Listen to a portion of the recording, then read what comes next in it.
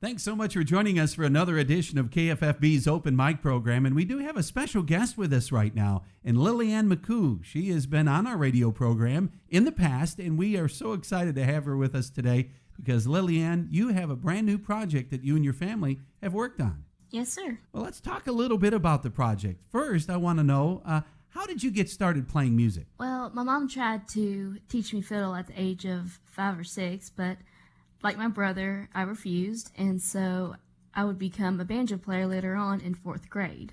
And from then, I would pick up another form of banjo, and I started performing just about as soon as I could hold my own in a band, which was about a year after I started playing or learning banjo, really. And then you look at it, the Mountain View's music program that's called Music Roots. You're part of that program that's offered to all the students in Mountain View Public Schools. Explain how that program helped you as well. Well, starting in 4th grade, all students get the option to take a lesson each week, a free lesson on the American folk music instrument of their choice. From then on, in 5th grade, if the student still shows any kind of interest in it, they're put into what's called ensemble, and there you learn how to work as a band. Many of the kid bands that you see in Mountain View, Arkansas come out of that specific part of the program, ensemble. It's offered from 4th to 8th grade.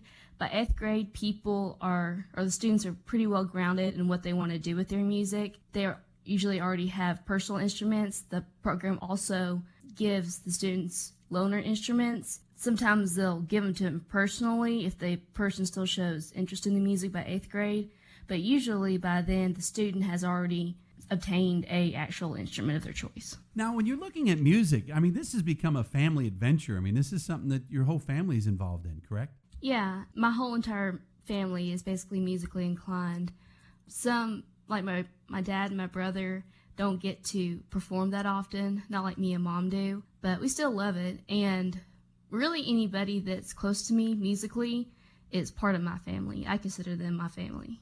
Now, when you look at some of the artists nationwide or even those that are local, what's some of the artists that you look to for inspiration? Well, I've always loved my mom's voice. I always try to sound a bit like her.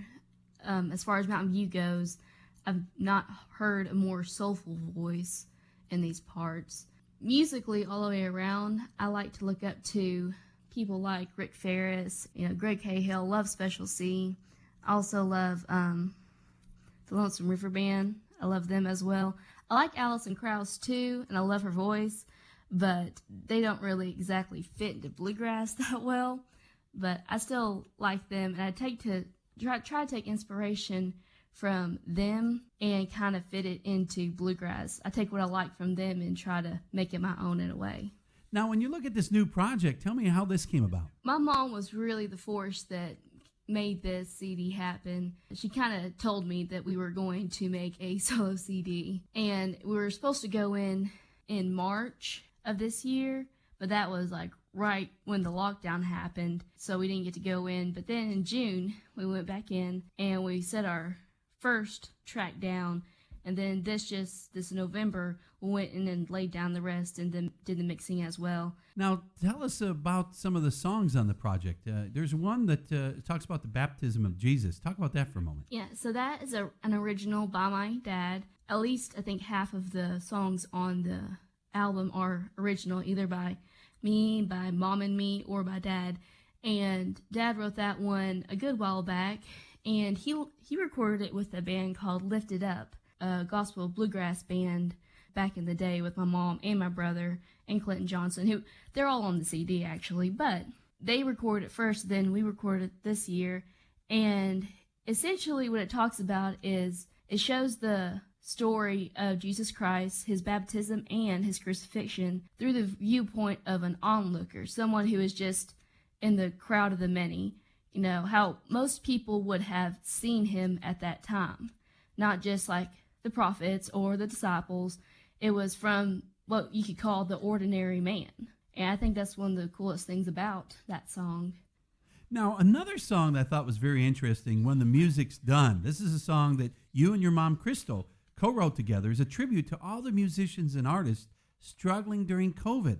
Many people don't even think about that, but during COVID, musicians, there was no concerts, no music being played. Most of the venues were shut down, and many that did that as part-time income got their income completely cut, and even professional musicians were out of a job. So explain what this is all about when the music is done. When the Music Is Done was originally a tribute to two dear friends of mine who are a year older than me, and we were in a band that came out of Ensemble, the Music Roots program, called Twang All Girls String Band.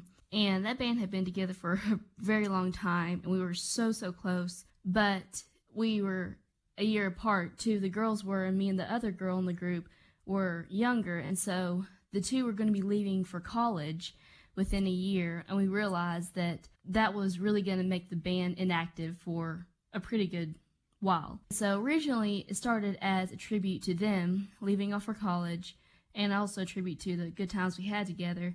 But as we were writing it, the lockdown hit us, COVID hit us really hard, and the theme of it shifted. It became more universal. It became, and really just not about the viewpoint of every musician, but really just everybody in the world right now, you know, the longing for yesterday and wanting everything to go back to the way it was, and the feeling of the good times, you know, they're pretty much done. Well, we appreciate you taking time and talking with us, and we'll let you be the DJ right now on the song that you just talked about. Let you introduce the song here on Timeless 106.1 KFFB. Hey y'all, here's When the Music's Done. Thanks so much for joining us, Lillyanne. Okay, thank you.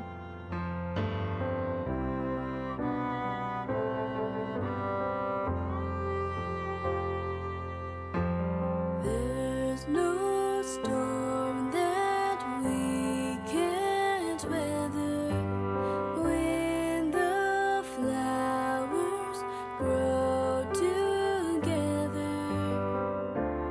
Even when you are gone, you will always be the keeper of my soul.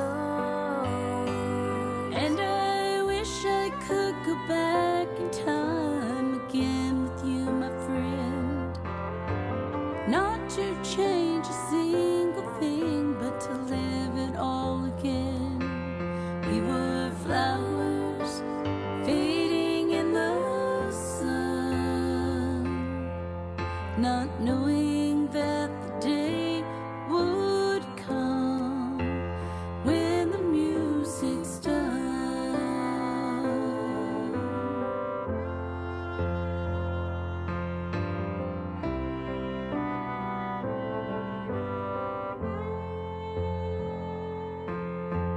From the moment we begun till our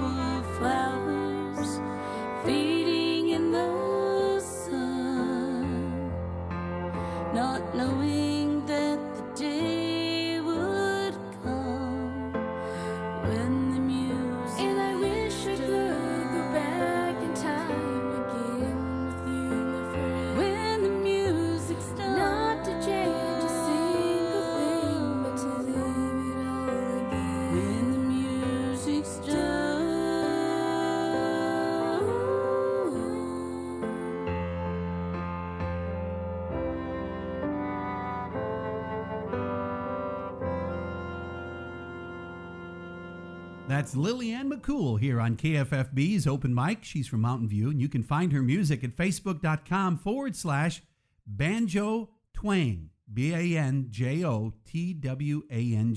Thanks for joining us for Open Mic.